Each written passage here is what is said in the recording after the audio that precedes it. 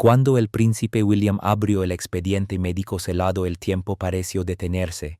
La mujer que amaba la madre de sus hijos había guardado una verdad tan demoledora que incluso a los médicos del palacio se les había prohibido revelarla hasta ahora.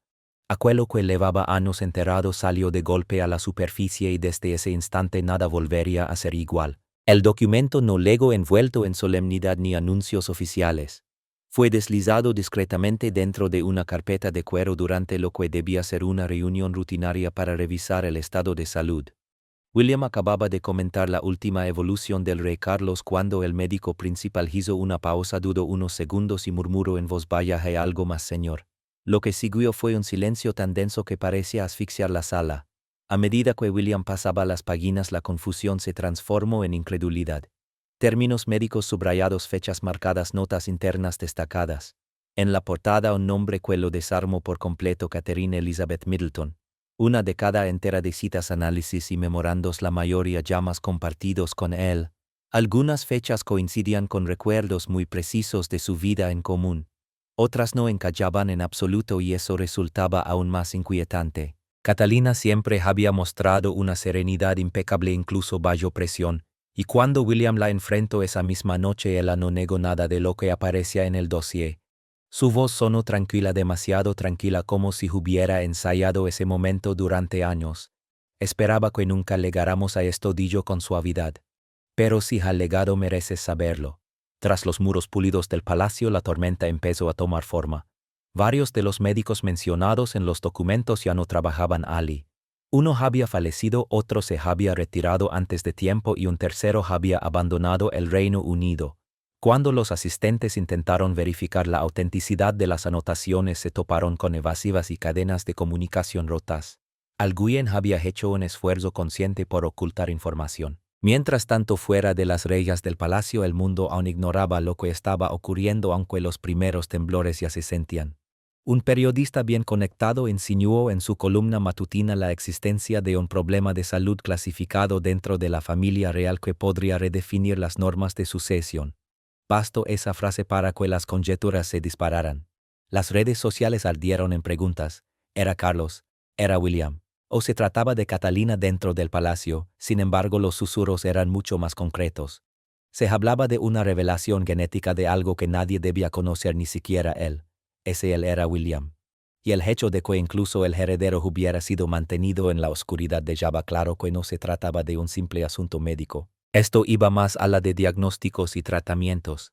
Tocaba el núcleo de la gerencia, la sangre y esa regla no escrita que ha guiado a la monarquía durante siglos. La corona no puede verse empanada por la duda, que contenían esos registros para sacudir de tal manera al futuro rey y hacerlo cuestionar todo lo que creía saber sobre su propia familia. Durante más de 10 años Catalina cargó con un peso privado en silencio, con disciplina y absoluta soledad. Ahora el palacio corre contra el reloj para explicar cómo la salud de una futura reina permaneció en penumbra y por qué ciertas verdades fueron cuidadosamente borradas de los registros oficiales. Las señales siempre estuvieron allí, pero nadie se atrevió a ponerlas en duda. No cuando se trataba de ella. Durante años Catherine fue celebrada por su elegancia bajo presión, su aplomo en actos públicos y esa capacidad casi sobrehumana para conservar la calma incluso en medio de las peores tormentas reales. Sin embargo, detrás del telón de la perfección palaciega comenzaron a circular murmullos discretos hace mucho tiempo. Desvanecimientos durante ceremonias interminables, visitas hospitalarias nocturnas que nunca se anunciaban y ausencias repentinas que a la prensa se le pedía ignorar. El palacio tenía el guión listo. Cada episodio se explicaba como un chequeo rutinario, un leve malestar estomacal o sencillamente nada digno de preocupación. El relato se controlaba con una precisión quirúrgica, sofocando cualquier conjetura antes de que prendiera.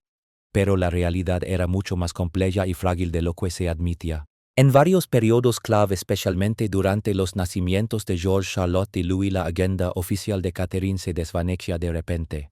La versión pública era siempre idéntica: estaba dedicando tiempo de calidad a sus hijos. Hoy quienes formaban parte del círculo más íntimo confirman que en esos intervalos Catherine permanecía recluida en sus aposentos privados bajo una supervisión médica intensiva. Hubo incluso un momento en que un prestigioso especialista londinense traído expresamente para dirigir su tratamiento abandonó el palacio en silencio. Su carta de renuncia citaba conflictos éticos irreconciliables. El expediente con su nombre no aparecía en los documentos filtrados que llegaron a manos de William, un vacío tachado justo en el centro de la cronología. William había percibido cosas.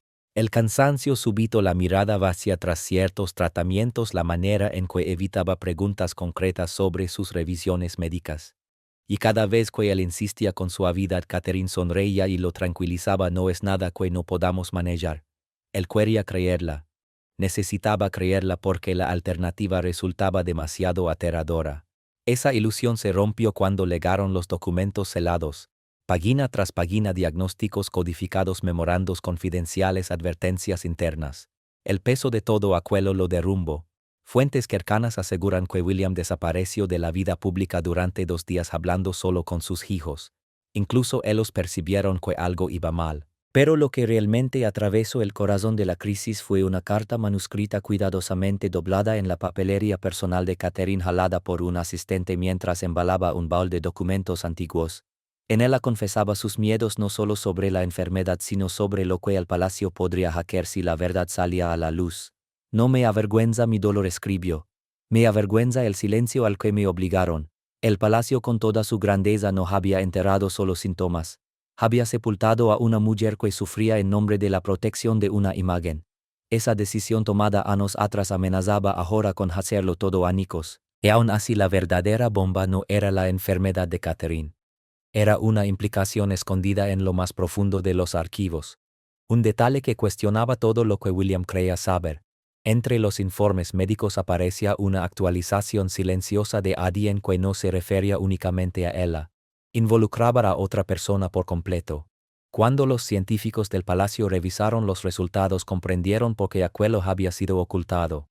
A primera vista parecía una anotación rutinaria, marcadores genéticos estándar registrados durante uno de los controles anuales de Catherine. Pero algo no encajaba. Una sola página señalada por un laboratorio externo en el extranjero llevaba una anotación en negrita: inconsistencia detectada. Requiere cruce inmediato con familiares directos. Esa frase fría y clínica se convertiría en la grieta por la que comenzó a desmoronarse la fachada real. Los resultados procedían de una consulta que Catherine realizó en una clínica privada fuera del país, lejos del foco público y al parecer sin una supervisión completa del palacio. La consulta había sido concebida como parte de un programa amplio de prevención. Sin embargo, cuando los especialistas extranjeros analizaron el perfil genético de Catherine conforme a los protocolos habituales, surgió un problema imposible de pasar por alto. Una alerta, una discordancia que no podía ignorarse. Los médicos del palacio fueron informados de inmediato y enviaron una solicitud urgente de aclaración. La respuesta no fue tranquilizadora. Un informe digital señalaba una anomalía que no se vinculaba directamente con Catherine, sino con alguien genéticamente conectado a ella, un familiar cercano que según los datos médicos internos del palacio debía coincidir sin dudas. No fue así. La agitación interna que siguió ya más llegó a los tabloides. El riesgo era demasiado alto. Asesores legales intervinieron al instante, memorandos confidenciales fueron reclasificados y comenzaron los susurros. ¿Se trataba de un error técnico o de algo mucho más grave? La expresión no coincidencia aparecía repetida en varias notas internas, rodeada de signos de interrogación y aprobaciones de alto nivel. En ese contexto, esas dos palabras eran explosivas porque apuntaban a la posibilidad de que la biología de Catherine no encajara con la de otra persona como el palacio había asumido durante años. Un hermano, un progenitor o, de forma aún más controvertida, un hijo. La sola idea recorrió con un escalofrío al círculo mascarado de la monarquía. Para entonces William ya no hacía preguntas superficiales. Había pasado de la confusión a la sospecha y finalmente a una furia contenida. Exigió una reunión de emergencia con el antiguo asesor médico de la reina, un hombre que había sido apartado del cargo años atrás en circunstancias poco claras. Según se comenta, aquel médico que había servido con lealtad a Isabel II le confesó que había detectado una inconsistencia hacía más de una década, pero que se le ordenó no seguir investigando. El asunto ya estaba resuelto, le dijeron. Resuelto por quien ahora William veía todo con sus propios ojos plasmado en documentos y ya no había espacio para la duda. La anomalía era real. Alguien había hecho esfuerzos extraordinarios para ocultarla: archivos desplazados, registros reescritos, huellas digitales borradas. Pero incluso en un palacio construido sobre secretos la verdad siempre deja rastros. Y en esos rastros había algo mucho más inquietante de lo previsto. No se trataba solo de Catherine. La irregularidad genética apuntaba a un vínculo alterado ya fuera por intervención científica o por engaño deliberado.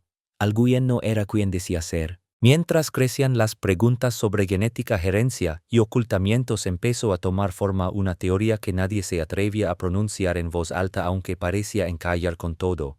¿Era el príncipe Luis realmente hijo biológico de William, o había perseguido a Catherine un secreto silencioso desde su nacimiento? Resultados filtrados insinuaban una realidad impensable y de pronto incluso la línea de sucesión quedaba bajo escrutinio. Entre los cientos de documentos guardados en el expediente celado de Catherine, uno destacaba de manera inquietante. Estaba marcado como privado, sin circulación y protegido por 3 niveles de seguridad del palacio. En su interior una sola frase provocó ondas de choque entre los más altos funcionarios: marcadores paternos inconsistentes detectados. Sujeto príncipe Louis. En un primer momento las autoridades intentaron descartarlo como un fallo técnico. Sin embargo, un análisis forense más profundo, encargado años atrás y suprimido desde entonces, confirmó los resultados. Las inconsistencias no solo existían, eran imposibles de ignorar. Este descubrimiento proyectó una sombra inquietante sobre el estado de Catherine en los meses posteriores al nacimiento de Louis. Mientras el mundo celebraba la llegada de un nuevo heredero real, ella desapareció casi por completo de la vida pública, amparándose en el agotamiento y la recuperación posparto. Sin embargo, fuentes internas del palacio sostienen ahora que aquel periodo estuvo marcado por algo mucho más profundo, un colapso emocional de tal magnitud que derivó en un aislamiento absoluto. Catherine, antes serena y luminosa, habría rechazado cualquier contacto fuera de su reducido equipo médico. En su momento se presentó como una etapa de autocuidado, pero con la nueva información esos meses adquieren un tono mucho más oscuro y perturbador. Tras las puertas cerradas, asistentes reales han confirmado en voz baja lo que durante años se sospechó sin pruebas. Pocas semanas después del nacimiento de Louis se realizó una prueba de paternidad. No fue una decisión de William ni contó con la aprobación explícita de la familia, sino que fue ordenada por un alto asesor actuando bajo instrucciones directas del equipo legal. Los resultados fueron selados y guardados en una bóveda. Desde ese instante comenzaron los esfuerzos para enterrar la verdad. Registros de nacimiento, informes médicos y confirmaciones genéticas quedaron protegidos bajo protocolos especiales de seguridad real. Incluso el acceso interno exigía autorizaciones por escrito. Un asistente que intentó solicitar acceso fue trasladado de manera repentina. Otro presentó su renuncia sin explicaciones. Cuando finalmente William tuvo delante los hallazgos, su reacción fue contenida pero helada. «Necesito tiempo. Necesito la verdad», habría dicho. Según una fuente del palacio, leyó el informe completo 2 veces en silencio. Permaneció horas sin pronunciar palabra. Caminó solo por los jardines de Windsor con los puños cerrados y los labios temblorosos, y al regresar no enfrentó a Catherine. Solo le preguntó: «¿Por qué no me lo dijiste?». La respuesta quedó entre ellos dos. En medio del desorden surgió una nueva voz.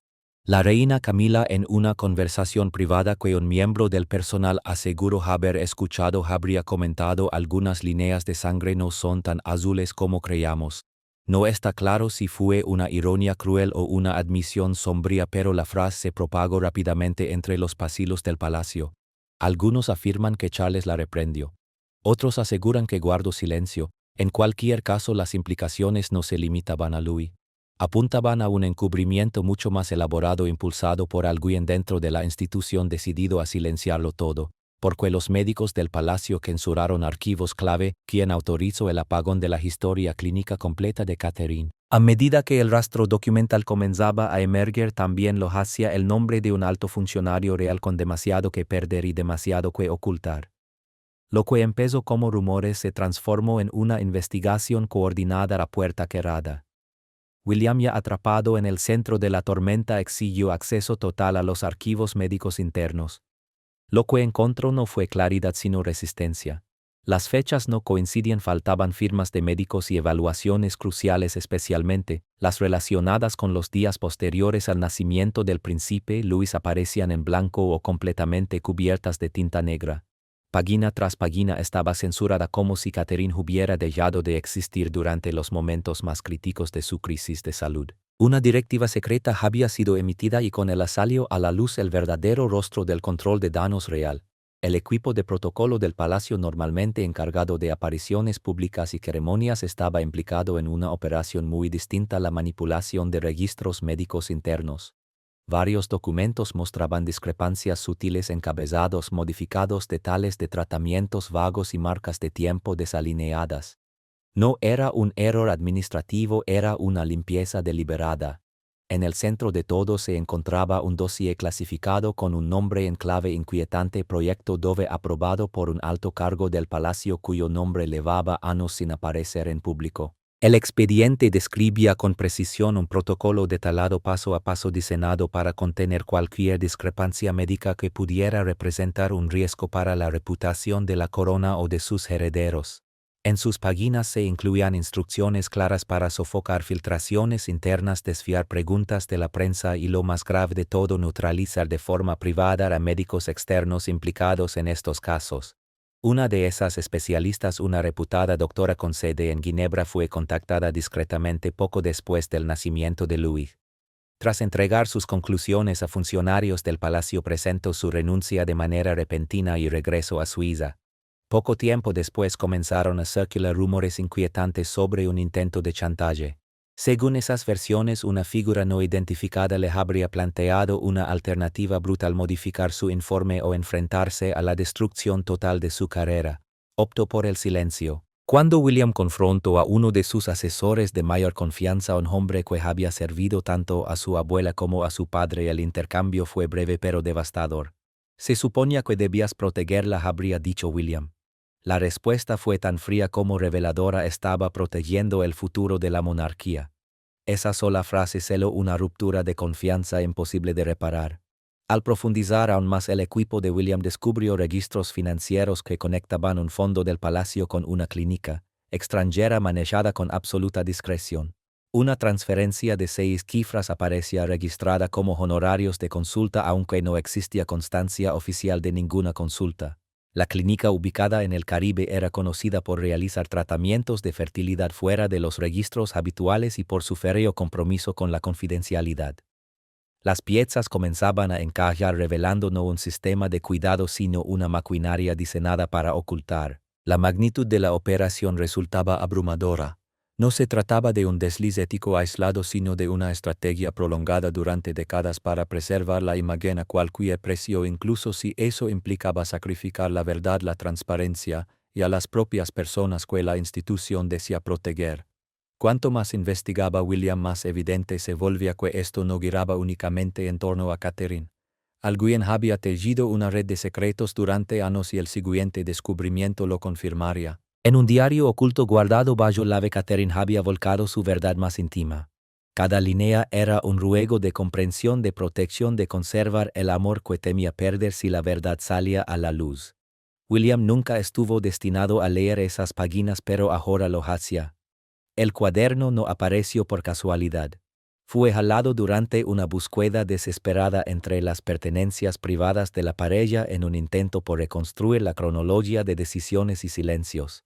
Un asistente real, al revisar objetos personales de Catherine almacenados en un viejo baúl de archivo, encontró un pequeño libro encuadernado en cuero sin título ni emblema, con bordes gastados y un broche dorado. En su interior, la escritura delicada de Catherine decía más que cualquier declaración pública. Las primeras entradas se remontaban a su primer embarazo, llenas de alegría, nervios y asombro. Sin embargo, al avanzar hacia los meses previos al nacimiento de Louis, el tono cambiaba. La ilusión seguía presente, pero mezclada con dudas, culpa y miedo. Catherine escribía sobre una decisión tomada bajo presión y sobre un procedimiento que acepte sin comprender por completo sus consecuencias. No mencionaba nombres, pero el contexto era inquietantemente claro. Un pasaje marcado con un tenue círculo de tinta azul destacaba sobre los demás: si algo está mal, si Louis no es suyo, todo se romperá. Pero juro que nunca lo traicione, no de la forma en que ellos creerán. En esas páginas relataba una consulta médica meses antes de la concepción de Louis, conversaciones sobre asistencia reproductiva, una recomendación discreta de un médico vinculado a la Casa Real, un procedimiento que implicaba material genético almacenado y una salvaguarda anónima prevista para el caso de que el ADN de William no pudiera utilizarse en un momento de especial sensibilidad política. El lenguaje era prudente y medido con extremo cuidado, pero el mensaje de fondo resultaba imposible de ignorar. El mayor temor de Catherine nunca fue la enfermedad ni el escándalo público. Lo que realmente la atormentaba era la posibilidad de que William se marchara. Una y otra vez regresaba a la misma idea, casi como un ruego silencioso: el llamas debe pensar que mentí. Solo seguí las indicaciones que me dieron. Creo que estaba protegiendo nuestro futuro. Aquellas líneas no reflejaban a alguien tramando un engaño, sino a una mujer atrapada dentro de un sistema que percibía la verdad como una amenaza. Catherine eligió callar, no para manipular, sino para conservar el poco control que aún sentía tener sobre su vida. Quizás la frase más desgarradora aparecía cerca del final del diario. Si algún día él llega a leer esto, significará que el mundo ya está ardiendo. Pero aunque todo se derrumbe, necesito que sepa que lo ame más de lo que ame mi lugar dentro de esta familia. Cuando William leyó esa última entrada, según relatan fuentes cercanas, se quebró por completo. No fueron lágrimas contenidas ni discretas, sino un llanto profundo nacido de años de represión emocional y de la carga de sostener una fortaleza que ya no podía mantener.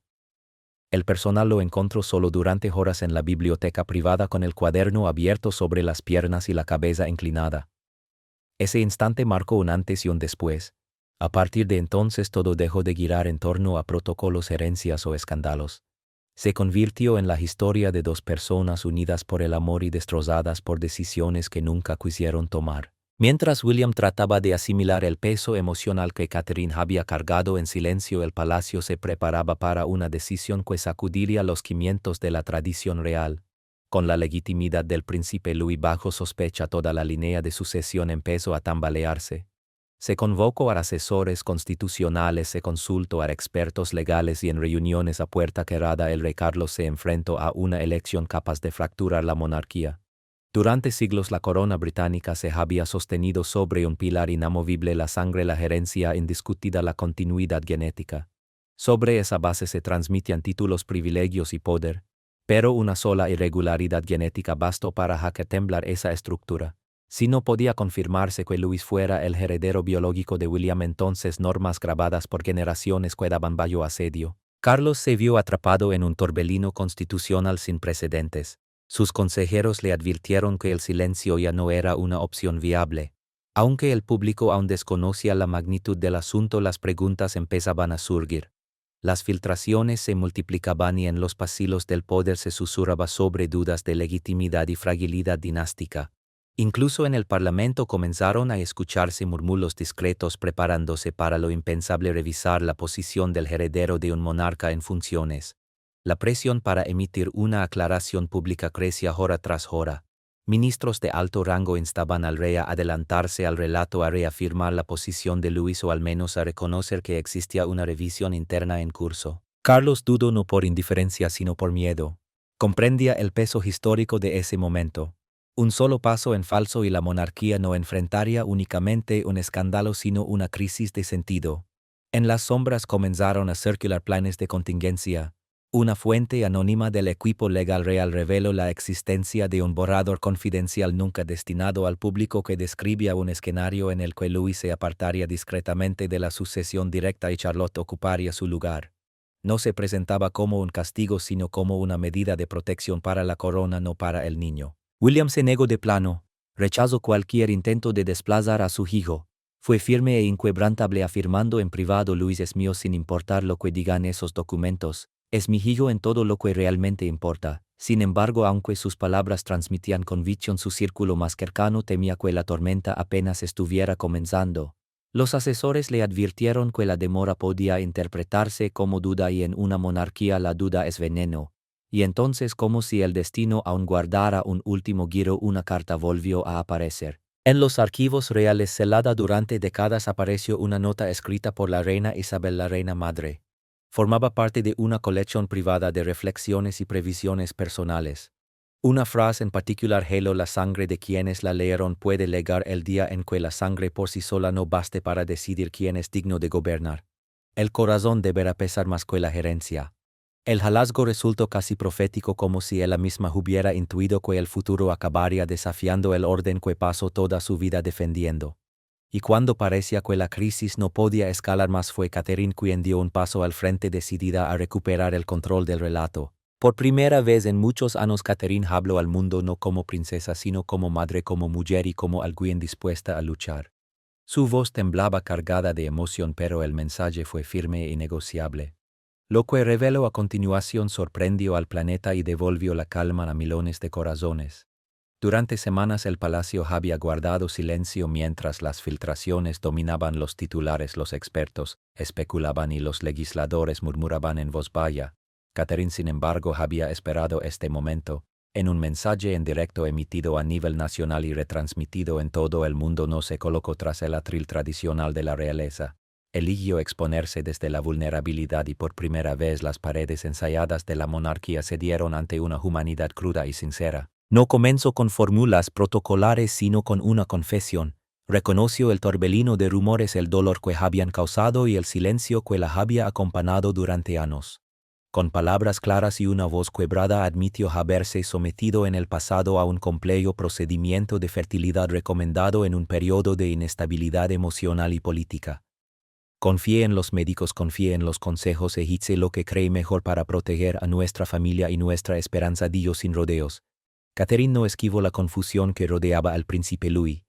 No negó la anomalía, pero se negó rotundamente a que esa circunstancia se convirtiera en un arma. Louis es mi hijo. Es el hijo de William.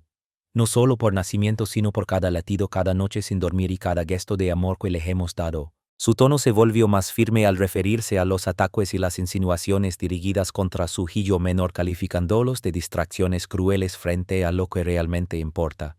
Entonces pronunció las palabras que nadie esperaba, pero que todos necesitaban oír: no somos perfectos. No estamos al margen del error humano, ni de la ciencia, ni de las decisiones difíciles, pero somos una familia y permanecemos unidos. En ese instante William apareció a su lado.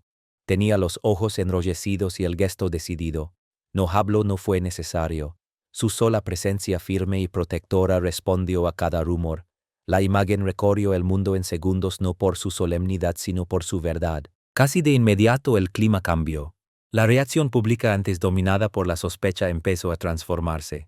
Las redes sociales se llenaron de mensajes de apoyo, los titulares suavizaron su tono y periodistas que llevaban semanas especulando comenzaron a elogiar su valentía. Se desató una ola global de empatía que trascendió a la monarquía y tocó algo profundamente humano: el deseo universal de proteger a quienes amamos del juicio ajeno. Catherine logró lo que ningún gestor de crisis real había conseguido. Transformó un escándalo en una declaración de dignidad, no de defensa. Y al hacerlo no solo protegió a su hijo, sino que redefinió ante el mundo el significado de la fortaleza. Sin embargo, cuando la tormenta pública parecía amainar, tras las puertas del palacio aguardaba un último giro capaz de sacudirlo todo de nuevo. En una cámara privada bajo Windsor salió a la luz un documento firmado años atrás por el rey Carlos que confirmaba lo impensable. Él lo sabía.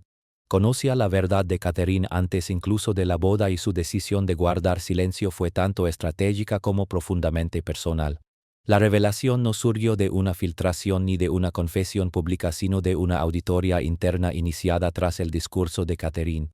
Un empleado encargado de revisar archivos antiguos para actualizar el registro real encontró una correspondencia fechada en 22 años antes del matrimonio de William y Catherine. Aquellos documentos no estaban ocultos por descuido. Habían sido archivados deliberadamente en la sección reservada exclusivamente al monarca, un espacio destinado a secretos de Estado y asuntos personales demasiado sensibles incluso para el consejo privado. Entre los papeles destacaba un informe confidencial de la Oficina Médica Real dirigido directamente al entonces príncipe Carlos. Ese hallazgo dejó claro que la verdad había sido conocida, contenida y silenciada mucho antes de que el mundo imaginara siquiera su existencia. El informe exponía las primeras alertas sobre la salud reproductiva de Catherine. Señalaba una condición previa que podía complicar la fertilidad y además abrir interrogantes sobre la coherencia hereditaria en futuros hijos. El documento cerraba con una recomendación contundente de los asesores más veteranos se instaba con firmeza a posponer o incluso reconsiderar el compromiso hasta contar con una claridad médica definitiva. La respuesta de Charles no legó en una reunión formal sino escrita de su puño y letra en los márgenes del informe. 4 palabras bastaron que el matrimonio continúe. Debajo añadió una nota más reflexiva celada después en una carta dirigida directamente a la reina Isabel. En ella reconocía sus inquietudes pero defendía su decisión con convicción. Charles explicaba que la institución había sobrevivido a escándalos de todo tipo pero que quizá no resistiría una pérdida de esperanza. William había elegido a una mujer querida por la gente y en Catherine no veía una debilidad sino una fortaleza. Apostaba por la confianza pública, por la imagen y por la idea de que el lugar de Catherine dentro de la monarquía pesaba más que los detalles técnicos de un expediente médico. Había aprendido del impacto que el cariño popular tuvo en Diana y de lo que la falta de ese afecto significó para Camila. No se trataba solo de proteger a la corona sino de moldearla, de empujarla hacia una modernización silenciosa incluso si eso implicaba ocultar verdades que algún día podrían desatar consecuencias imprevisibles. Cuando William descubrió que su padre había sabido todo desde el principio, su reacción fue inédita dentro del palacio. No fue ira ni sensación de traición sino una devastación profunda.